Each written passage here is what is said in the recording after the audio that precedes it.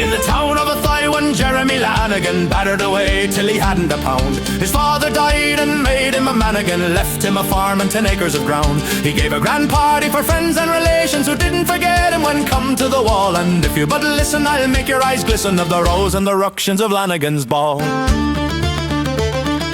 Mice, to be sure, got free invitation for all the nice girls and boys I might ask. And just in a minute both friends and relations were dancing round merry as bees round a cask. Judy O'Daly, that nice little milliner, she tipped me a wink for to give her a call. And I soon arrived with Peggy McGilligan just in time for Lanigan's ball. There were lashings of punch and wine for the ladies, potatoes and cakes, there was bacon and tea. There were the Nolans, Dolos, O'Whaleys, courting the girls and dancing away. Songs they went round as plenty as one, or the harp that one sounded in Tara's old hall. Sweet Nellie Gray and the Ratcatcher's daughter all singing together at Lanigan's ball. They were doing all kinds of nonsensical polkas all round the room in a whirligig.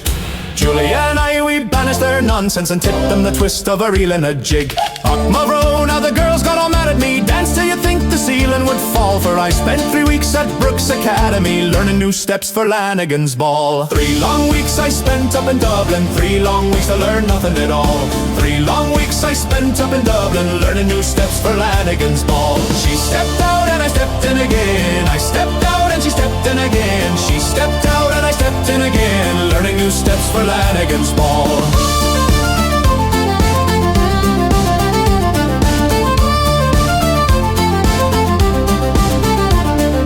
Boys were all merry and the girls they were hardy, and danced all around in couples and groups, till an accident happened. Young Terence McCarthy put his right leg through Miss Finnerty's hoops. Poor creature fainted and cried me a murder, called for the brothers and gathered them all.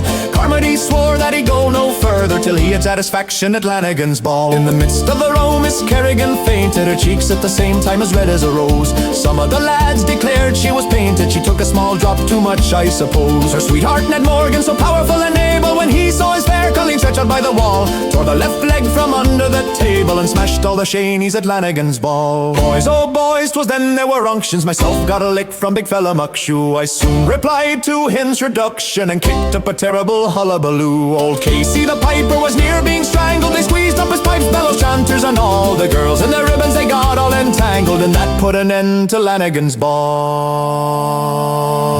3 long weeks I spent up in Dublin, 3 long weeks to learn nothing at all. 3 long weeks I spent up in Dublin, learning new steps for Lanigan's ball. She stepped out and I stepped in again, I stepped out and she stepped in again. She stepped out and I stepped in again, learning new steps for Lanigan's ball.